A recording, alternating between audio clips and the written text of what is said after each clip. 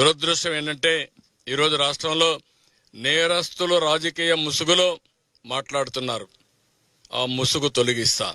ఒకవేళ మీరు ముసుగేసుకొని వచ్చినా నేరస్తుల్ని నేరస్తులుగానే పరిగణిస్తాం తప్ప నేరస్తులు ముసుగేసుకొని వస్తే భయపడే సమస్య ఉండదు. ఆ విషయం మీరు గుర్తుపెట్టుకోవాలని హెచ్చరిస్తున్నా.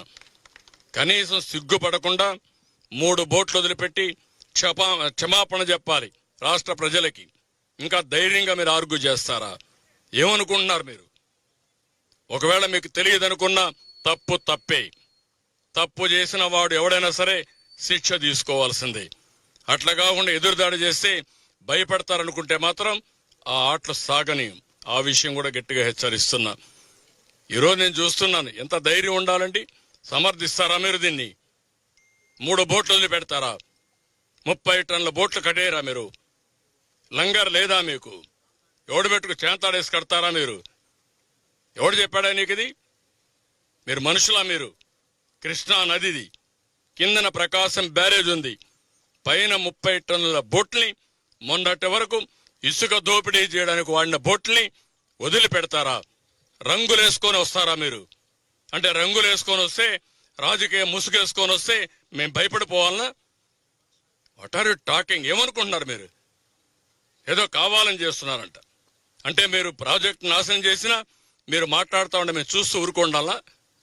మీరు ఈ మారిగా ఎక్కడికక్కడ గండ్లు పెట్టి ప్రజల జీవితాలు నాశనం చేస్తే మేము కష్టపడుతూ మిమ్మల్ని ఒక మాట అనకుండా ఉండాలా? ఏమనుకుంటున్నారు?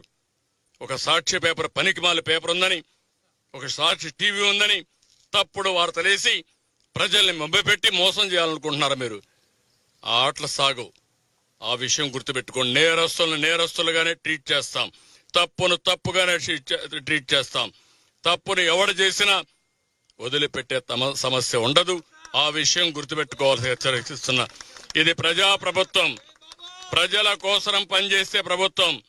నేను ఒకటే చెప్తున్నా, ఎప్పుడైనా సరే ప్రజా ప్రభుత్వంలో ప్రజలకు మోసం చేసి ద్రోహం చేసే వాళ్ళు మాత్రం హెచ్చరిస్తున్నా, అది మంచి పద్ధతి కాదని కూడా కోరుతున్నా.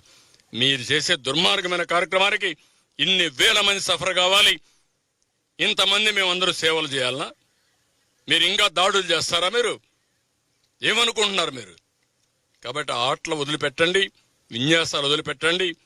మీరు రాజకీయ ముసుగులో నేరస్తులు మాని మెయిన్ స్ట్రీమ్కి రండి.